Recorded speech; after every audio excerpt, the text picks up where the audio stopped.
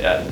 So what about the connection from, taking in the inbound leads to getting to a pitch? What are some challenges that you think that they're not buying into you right now? I'm gonna go like non-rate table, because obviously rate table, they already pretty much have it, Yeah. So like for me, I've kind of been doing a couple things. Like if it's not a rate table, I'll see like, well, what would the rate be on a rate table, and like not take the points, obviously. So I'll like put in the points, maybe give a little exception. When do you do that? After you take the application? I'm a 2-call. I don't do like a 1-call. Okay. Not yet, anyway. But so I'll hey, when are you available? Like to speak. Like if I have any questions, I want to make sure I can reach out to you. Oh, like I have meetings here, but I'm here. Okay, perfect. I'll try to see if I can get it ready by whatever, and then I'll work it up when I have the time, and then that's when I go like let's just say 4% is par.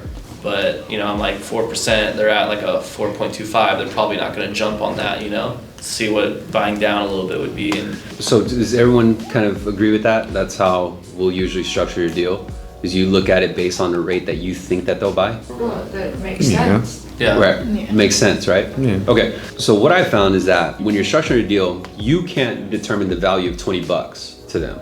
Right? Because the value of $20 to us in California is compared to someone who's in Podunk, Idaho.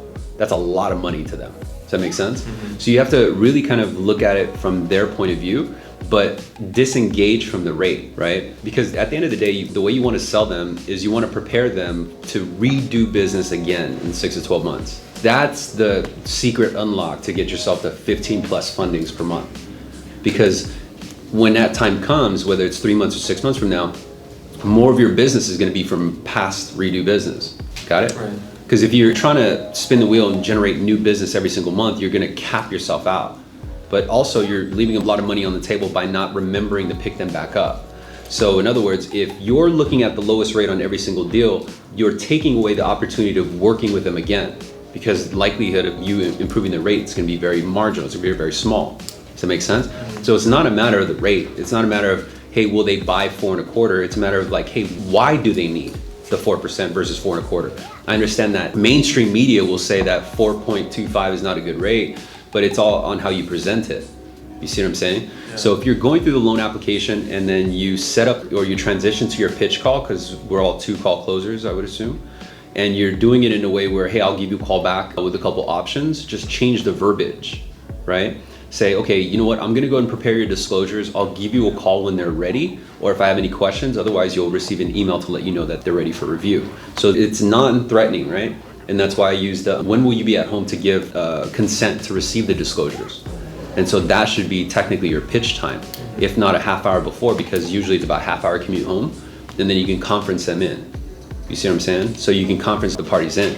But when it gets down to the pitch, you don't talk interest rate literally until after they bought into the result. That's key.